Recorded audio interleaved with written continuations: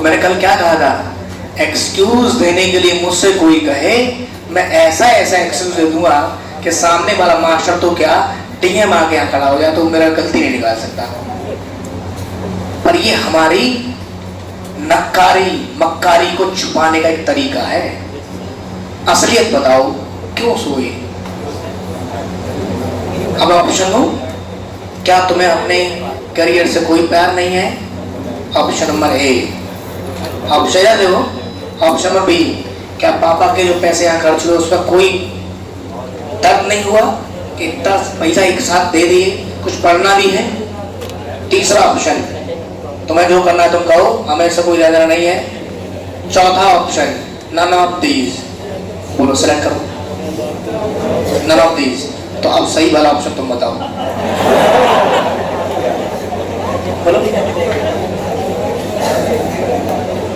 अब तो नहीं चाहोगे? देखो मैंने कल क्या कहा था, ये आखिरी बैच है ना, मतलब आखिरी आवर है आपके, है ना। ऐसा होता है मॉर्निंग में हम आते हैं तो हम तरोताजा होते हैं, ठीक है। अब तुम तरोताजा हो, मास्टर भी जो आया है वो तरोताजा है, ठीक, मतलब पहली क्लास है उसकी। अब आप यहाँ पढ़ते पढ़ते आप थोड़ा थोड़ा टायर्ड हो गए, थक गए, ठीक है। तो मैं ये जानना चाहता हूँ कि आप थक क्यों रहे हैं? क्यों जानते हैं क्यों कह रहा हूँ मैं ये बात? क्योंकि जिस एज में आप जी रहे हैं, तुम्हारी जो उम्र है वो ऐसी होती है, ये एज, कि इसमें हम अगर पानी सही से पी लें, पानी, और कुछ थोड़ा सा ही नाश्ता कहीं, जैसे समोसा फमोसा राइट पकौड़ी, कुछ भी थोड़ा सा ही अगर खा लें तो हमारी बॉडी हाईली एनर्जी प्रोडक्टिव होती है। एक बुढ़ापे वाले आदमी को जो 50-60 साल का हो चुका है, उसको तुम दूध घी सब कुछ दीजिए, उसकी एनर्जी की प्रोडक्टिविटी जो है उसका रेट बड़ा कम होगा, ठीक है। और तुम्हारा बहुत ज्यादा है। तो इस उम्र में अभी आप कह रहे हो कि मैं थक जाऊंगा, ये हो जाऊंगा, ये सब चीज नहीं होती है।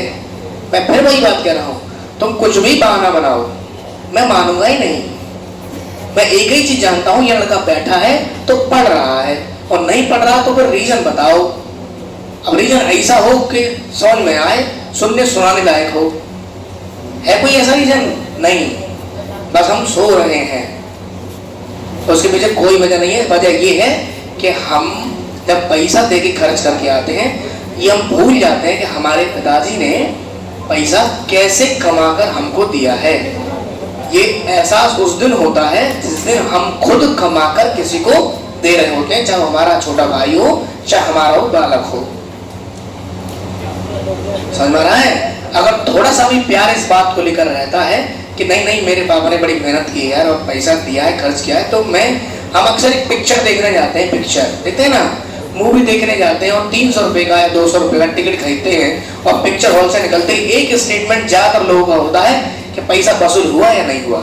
नहीं हुआ तो बकवास पिक्चर थी, पैसा खराब हो गया, ठीक। दूसरा, मजा आया तो कहते पैसा वसूल हो गया। तो बेटा ये डेली डेली पिक्चर ही चल रही है। पर डे आपको सोचना है कि पैसा मेरा वसूल हो रहा है कि नहीं हो रहा है, ठीक है। और तुम सोओगे तो फिर क्या होगा? मैंने कल क्या कहा था, जो सोवत है सो खोवत है। और तुम कह रहे हो मैंने समझ में आया, मेरे तुम झूठ बोल रहे हो। और जो जागत है सो पावत है, कम ज्यादा अलग मुद्दा है, पर पाएगा जरूर, ऐसा नहीं हो सकता। जो ध्यान सुन रहा है, जिसकी आंखें खुली हुई हैं, और जो कंसंट्रेट है, मुझे अपने ऊपर भरोसा इस बात पर रहता है कि वो ऐसा नहीं होगा कि उसे कुछ भी समझ में ना आए। क्योंकि ये सवाल जिस दिन आप मुझसे प्रैक्टिस बैच में मिलेंगे, इस सवाल पूरे सवाल को सॉल्व करने में अधिकतम मैं 2 मिनट लूंगा। इस पूरे सवाल को सॉल्व करने में 2 मिनट, लेकिन यहां कितना ले रहा हूं? 2 दिन। क्या ले रहा हूं? 2 दिन। बात समझ में आ रही है ना? तो 2 दिन और 2 घंटे में बहुत, 2 मिनट में बहुत अंतर होता है।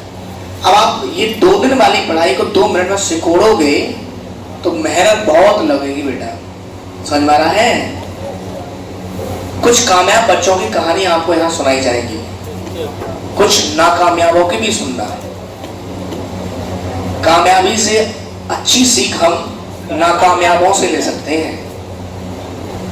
एक फेलियर कैंडिडेट आपको ज्यादा बढ़िया बता सकता है वो फेल क्यों हुआ, और उसके जीवन से आप अच्छा सीख सकते हैं। कामयाब से सीखते हैं, मना नहीं कर रहा हूं, लेकिन हम जो फेलियर है उनसे ज्यादा बढ़िया सीखते हैं।